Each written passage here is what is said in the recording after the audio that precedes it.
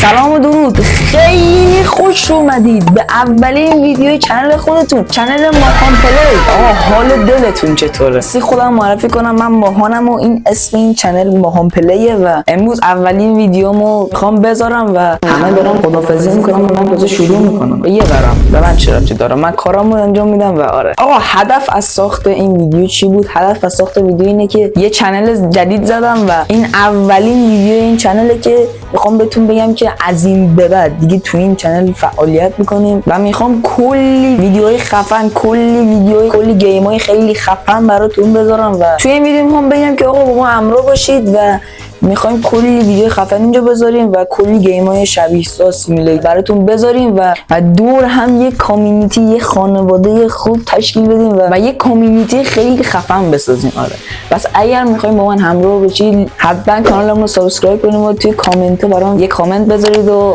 آره اما حمایت کنید. همین تویی که دارین ویدیو میبینید اگه یه لایک کنید کلی حمایت میشه برای من و خیلی به من کمک میکنه. بس لایک رو بزن. آره کاری هم به داستان یوتیوب ندارم که میگن یوتیوب فارسی تموم شد و نمیدونم چی شده اینا. به یه بر آقام با ادب پشت داشتم. آقا به من چه ربطی داره؟ البته به من ربط داره ولی خب دیگه شانس دیگه داشت. ما تا شروع میکنیم یک چیزی میشه ولی خب اشکال نداره. ما شروع میکنیم و همینجور به راهمون ادامه میدیم و ان شاءالله که درست شه.